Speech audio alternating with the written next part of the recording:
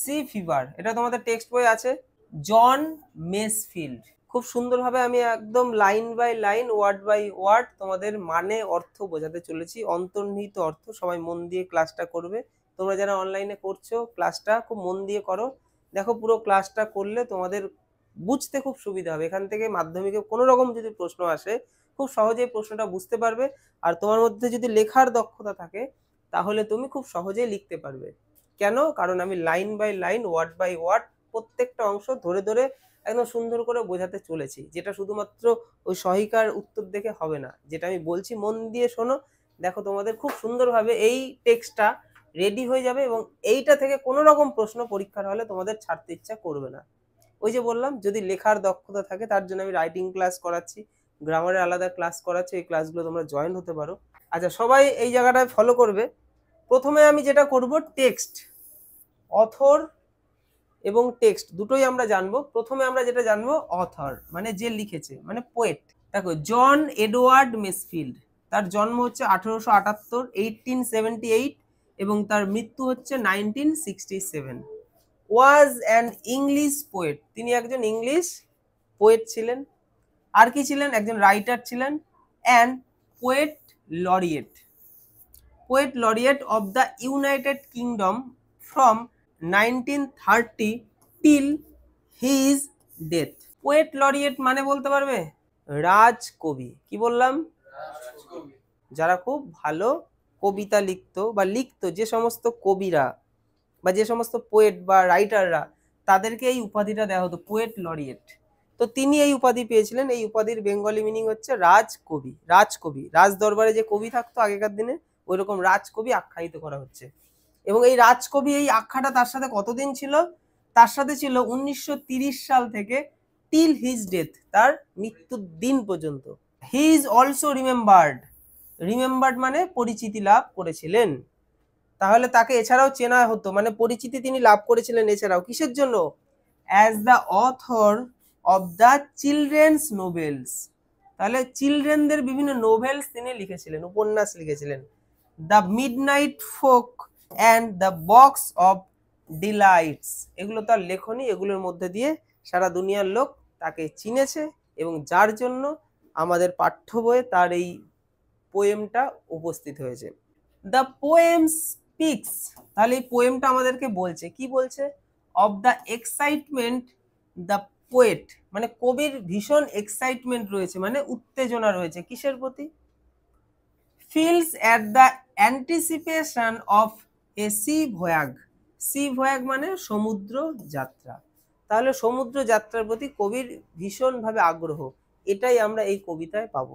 The passionate, the passionate description of the sea escape reveals the eternal desire, ইচ্ছা, প্রচন্ড ইচ্ছা, of man to seek the splendour of nature. মানে আমরা এর মধ্যে দিয়ে বুঝতে পারছি যে মানুষের তো নেচারের প্রতি ভালোবাসা খুব পরিমাণে থাকে, প্রকৃতি সবাই ভালোবাসে। মানে আমি ঘুরতে যাব, মামার বাড়ি, হিমালয় পর্বত, সমুদ্র, চুজ কোনটা করব? আমরা কিন্তু ওই সব জায়গায় চুজ করব, কারণ ওগুলো হচ্ছে প্রকৃতি। তাহলে প্রকৃতি সবাই পছন্দ করে। তো এই কবিতাটি আমাদেরকে দেখাবে যে প্রকৃতি কত সুন্দর। কবি এখানে প্রকৃতির মধ্যে যেতে খুব উৎসুক এবং তার মধ্যে দিয়ে কবি আমাদেরকেও জাগাবে। হ্যাঁ সত্যি তো, এরকম যদি একটা লাইফ আমরা পেতাম, এই লাইফ কেউ চায় না এরকম, কিন্তু যদি এরকম ভাবে প্রকৃতির কোলে নিজেকে যদি নিয়ে যাওয়া যায় তাহলে আমরা আমাদের লাইফটা খুব সুন্দরভাবে উপভোগ করতে পারবো। আচ্ছা, কবি এখানে নিজেকে আই বলছে, আই নিজেকেই আর কি এখানে তিনি এনেছেন। I must go down to the seize again. Again মানে পুনরায়, তার মানে কবির এটা প্রথমবার সমুদ্র যাত্রা নয়, এর আগেও গেছেন বহুবার। তাই এগেইন, আবার। আমাকে অবশ্যই, আই মাস্ট, আমাকে অবশ্যই go down to the seize again, সমুদ্রে আবার যেতে হবে। যেতে হবে কারণ সমুদ্র আমাকে ডাকছে, সমুদ্রকে আমি ভালোবাসি, তার ডাক আমি অন্তর দিয়ে অনুভব করতে পারছি। সমুদ্রটা কেমন দেখো, টু দ্য লনলি সি মানে একাকী সমুদ্র, মানে সমুদ্রে জাহাজ ভরা, মানুষ ভরা, এইরকম না, লনলি মানে একাকী সমুদ্র। অ্যান্ড দ্য স্কাই, আকাশটাও হবে লনলি, মানে আকাশও আর কি কোনো, আকাশে কোনো ভিড়ভাট্টা থাকবে না, ফাঁকা সুন্দর আকাশ হবে আর সমুদ্র ফাঁকা থাকবে। সেই সমুদ্রে কবি যেতে চান জাহাজে করে। কবির ফিলিংসটা বুঝতে পারছি আমরা? আচ্ছা, অ্যান্ড এবং all I ask is a tall ship. আর আমার কি প্রয়োজন? একটা টল শিপ, একটা বড় জাহাজ প্রয়োজন, কারণ সমুদ্রের মধ্যে দিয়ে যাবো, ছোট জাহাজ হলে হবে না, একটা বড় জাহাজ চাই। আর কি চাই? অ্যান্ড এ স্টার, একটা তারা চাই, তাই তো? তারা কেন চাই? টু স্টিয়ার হার বাই, দিক নির্দেশের জন্য, দিক নির্দেশ করবে, তাই তো? তো সমুদ্র আর গঙ্গা নদী বা নদী এক নয়, হ্যাঁ? নদীর মধ্যে গেলে আমরা বুঝতে পারছি ওই তো ওই পারে আমার বাড়ি, ওই তো ওই পারে আমার মামা বাড়ি। সমুদ্রের মাঝে মাঝে গেলে সমুদ্রের ডান দিক বাঁ দিক উপর নিচ কিছু দেখা যায় না, কোনো পাড় দেখা যায় না। তাহলে তুমি কি করে বুঝবে তুমি কোন দিক থেকে এসেছো, এখন কোন দিকে রয়েছো? তখন তুমি ওই তারা দেখে, আগেকার দিনে নাবিকরা ওই তারা দেখেই দিক নির্দেশ করে সমুদ্রে যেত। এখন তো সমুদ্রে অত্যাধুনিক জাহাজের মধ্যে এসছে অনেক কিছু, আগে তো ছিল না, আগে তারা দেখেই যেতে হতো। তাই বলছে একটা তারা চাই, যে তারা দেখে আমি দিক নির্দেশ করতে পারবো, যে আমি যেন ওই একই দিকে বারবার না যাই, নতুন জায়গায় এগোতে পারি। বুঝেছি তো এইটুকু? আচ্ছা, অ্যান্ড দ্য হুইলস, হুইলস হচ্ছে জাহাজের চাকা, অ্যান্ড দ্য হুইলস কিক, ধাক্কা, কিক মানে ধাক্কা, জাহাজের ধাক্কা, জাহাজের চাকার ধাক্কা, অ্যান্ড দ্য উইন্ডস সং, এবং বাতাসের গান, অ্যান্ড আর কি, and the white sails shaking, এবং হোয়াইট সাদা, সেলস পাল, পাল জাহাজের পাল, চিনি তো আমরা। তো এই পালের খুব প্রয়োজন, হ্যাঁ? এই পালের মধ্যে হাওয়া লাগলেই জাহাজটা এগোবে। আগেকার দিনে জাহাজগুলো এরকমই ছিল, এখন তো অত্যাধুনিক ইঞ্জিনে জাহাজ চলছে, আগে তো পালেই জাহাজ চলতো, পালে হাওয়া দেবে, অনেক পাল লাগানো থাকতো। তো আমি কিরকম চাই? আমি চাই সাদা পালে কি হবে, অ্যান্ড দ্য হোয়াইট সেলস, পালগুলো হবে সাদা, এবং শেকিং, শেকিং মানে কাঁপবে, কম্পমান হবে, হাওয়ায় কম্পমান হবে, তাই তো? বলতে চাইছে চারিদিকে কোনো চেঁচামেচি হলে হবে না, এই সমস্ত আওয়াজ কখন শোনা যায়? এখন চারিদিক শান্ত থাকে। তো কবি এরকম শান্ত সমুদ্র আকাশ এরকমই চাইছে। শান্ত সমুদ্র মানে সমুদ্র সমুদ্রের কাজ করুক, কিন্তু মানুষ বা বিভিন্ন বাজে রকম কোনো কিছুর দ্বারা যেন হইচই কোলাহল না হয়, ওই রকম সমুদ্র তিনি চাইছেন। তো অ্যান্ড দ্য হুইলস কিক, চাকার ধাক্কা, অ্যান্ড দ্য উইন্ড সং, বাতাসের সং, বাতাসের গান, এগুলো তিনি শুনতে চান। বাতাসের গান কেমন? বাতাস বইছে, তারও তো একটা ছন্দ থাকবে, সেই ছন্দের গানটা তিনি শুনতে চান, বাইরের আওয়াজ যেন তাকে ডিস্টার্ব না করে। And the white sail shaking, এবং ওই যে পালগুলো হাওয়া দেবে, পালের যে আওয়াজ, সেই আওয়াজটাও শুনতে চাইছেন। কি সুন্দর লাগে না, যখন নৌকায় করে আমরা যাচ্ছি, হাওয়া দিচ্ছে, নৌকার মধ্যে কোনো একটা কাপড় টাপড় থাকলে তার মধ্যে যে হাওয়া লাগলে একটা বাড়ি লাগে, সেটা শুনতেও ভালো লাগে। মানে জনবহুল এলাকার আমাদের এই কোলাহল মুক্ত একটা জায়গাতেই এইসব আওয়াজ আমরা পেতে পারি, সব জায়গায় তো পাবো না। আমি ঘড়ির কাঁটার আওয়াজ তখনই পাবো যখন চারিদিক শান্ত থাকবে, তা না হলে ঘড়ির কাঁটা চলছে বুঝতেই পারবো না। ঠিক এইরকমটা। অ্যান্ড এবং এ গ্রে মিস্ট, গ্রে মানে ধূসর, তাই তো? মিস্ট মানে কি? তাহলে ধূসর কুয়াশা, অন দা সিজ ফেস, কোথায়? সমুদ্রের ফেস মানে সমুদ্রের মুখে, মুখ মানে সমুদ্রের মুখ কোনটা? সমুদ্রের উপরিভাগটাকে বলছে মুখ। তাহলে সমুদ্রের মুখে কি থাকবে? ধূসর কুয়াশা।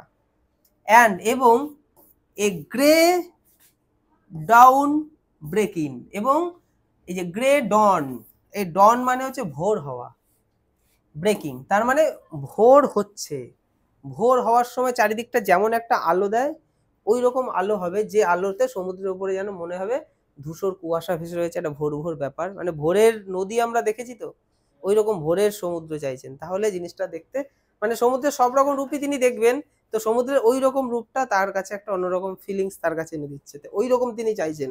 কবি তারপরে আবার বলছে, তিনি আরো জোর দিয়ে বলছে আমি আবার সমুদ্রে যাব, I must go down to the sea again, আবার পুনরায় তিনি বলছেন আমাকে অবশ্যই আবার সমুদ্রে যেতেই হবে, for the call of the running tide, আমাকে কল করবে, ডাকবে, কে ডাকবে? রানিং, আর টাইড মানে ঢেউ, আর রানিং মানে, তাহলে ঢেউটা যেমন যাচ্ছে রানিং ঢেউ, তাহলে রানিং ঢেউয়ের যে ডাক, সেই ডাকটাকে আমি উপেক্ষা করতে পারবো না, তো সে আমায় ডাকছে, আমাকে আবার যেতেই হবে, আমাকে আবার যেতেই হবে, মানে সমুদ্রের প্রতি তার যে ভালোবাসা। এগুলো তো অরিজিনাল তো কেউ কাউকে ডাকে না, কিন্তু যার যেটার প্রতি ভালোবাসা মনে হয় সেই জায়গাটাতে যেতে বারবার ইচ্ছা করছে, সেইটা আমি আবার দেখবো, যার যেরকম অনুভূতি। ইজ আ ওয়াইল্ড কল, এটা একটা, এর ডাকটা কেমন? বন্য ডাক, বন্য তো, বন্য মানে কি, যে মানে বন্য কাকে বলে, যেটার মধ্যে কোনো স্মুথলি ব্যাপার নেই, মানে যেমন তেমন হতে পারে, ওই রকম আওয়াজটাকে এখানে বন্য ডাক বলছে। Wild call and a clear call, এবং পরিষ্কার আওয়াজ আমি শুনতে পাচ্ছি যে সমুদ্র আমাকে ডাকছে, আওয়াজটা পরিষ্কার আমার কানে আসছে, এবং আওয়াজটা যে বন্য, মানে যেমন একটা কৌশিক অর্ণবকে ডাকতে যাচ্ছে, এই চ চ যাবি না খেলতে, চ চ চ। তাহলে কলটা কেমন, একটা বন্য কল, এবং ক্লিয়ার, আওয়াজটা তো ক্লিয়ার, হ্যাঁ পরিষ্কার আওয়াজ, কারণ ওরও তো যাওয়ার ইচ্ছে ওইখানে। That may not be denied, যেটাকে অর্ণব কখনো ডিনাই করতে পারবে না, না করা যায় না। হয়তো বুঝতে পারছে আমি বাড়িতে থেকে পড়াশোনা করলে ভালো হয়, কিন্তু ডাকটা আসছে বন্য, ডাকটা 3 রকম, ডাকটা হচ্ছে বন্য, চেঁচামেচি করে সিস ফিস দিতে দিতে ডাকতে চলে আসলো, ঠিক আছে, বন্ধুদের কল এরকমই তো হবে, আর পরিষ্কার আমি বুঝতে পারছি ও আমাকেই ডাকছে এবং ওইখানে যাওয়ার কথাই সে বলছে, এবং যেটাকে আমি ডিনাই করতে পারবো না।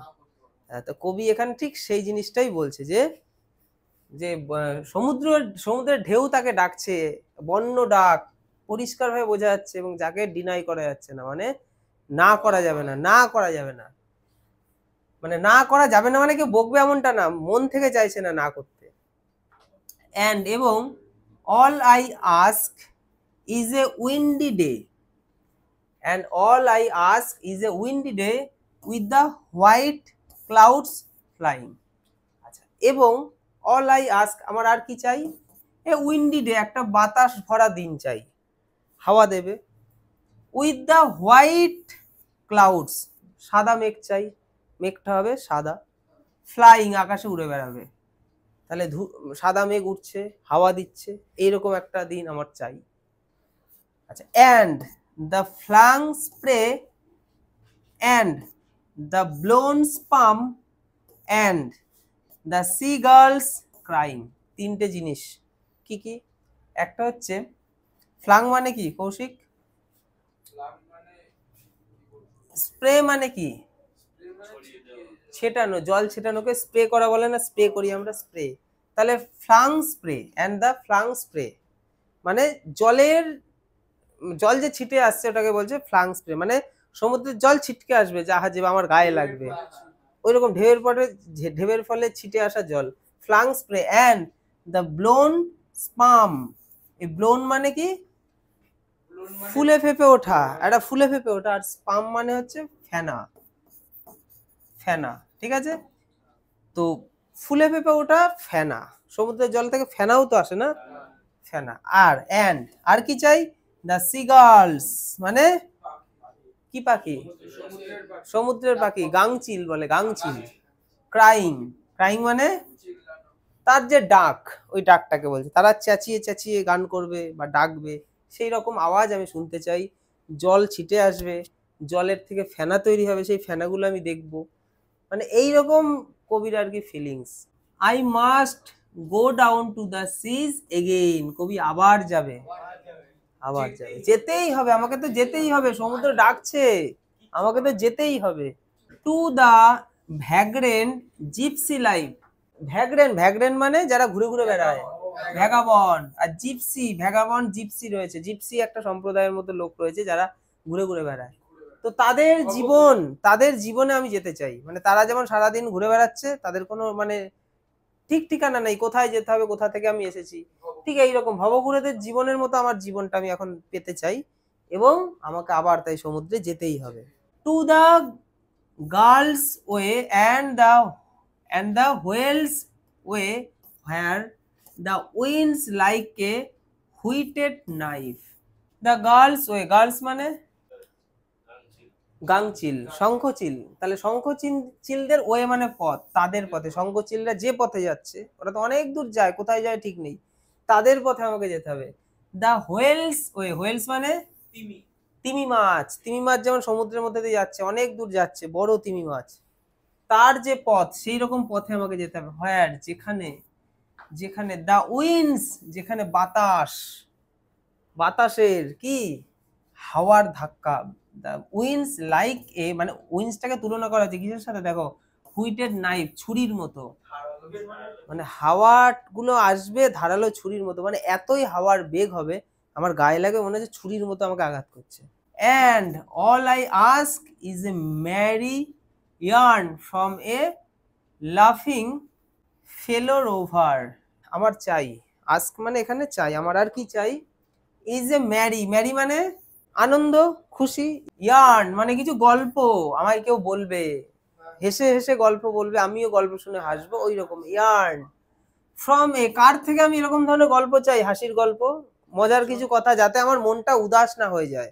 আমি এত বড় যাত্রায় বেরিয়েছি, আমার সাথে একটা বন্ধু থাকবে যে হাসির মজার কিছু কথা বলবে, যাতে আমার মনটা খুশি হয়ে যায়। তো তা সেই গল্প, সেই গ্যাজাখড়ি টাইপের যে গল্পগুলো হয়, সেগুলোকে ইয়ার্ন বলা হচ্ছে। তাহলে মেরি, আনন্দের এই গল্প, ফ্রম থেকে, কার থেকে পাবো, এ লাফিং ফেলো রোভার, আমার একজন সঙ্গী চাই। ঠিক আছে, ফেলো সঙ্গী চাই, রোভার হচ্ছে নাবিক, মানে সেই রকম একটা নাবিক চাই যে আমাকে সুন্দর করে এরকম মজার কথা গল্প বলবে। ঠিক আছে, সেই গল্প শুনতে শুনতে আমি যাব। কোথায় যাব, কোথাও কোনো যাব। অ্যান্ড এবং, quiet sleep, and a sweet dream, এবং চাই অল্প একটু কি, কোয়াইট মানে এখানে অল্প নয়, শান্ত।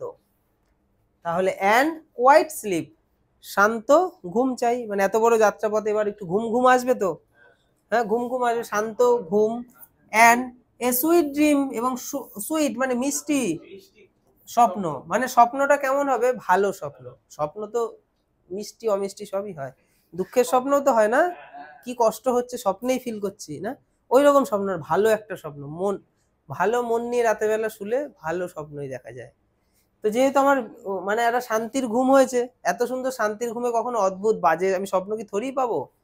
তো স্বপ্নটা কেমন হবে, সুইট ড্রিম, হোয়েন যখন, দ্য লং ট্রিক্স ওভার, মানে এই লম্বা যাত্রাটা এভাবেই তার শেষ হবে, একটা সুন্দর শান্ত ঘুম হবে এবং একটা সুন্দর স্বপ্ন হবে।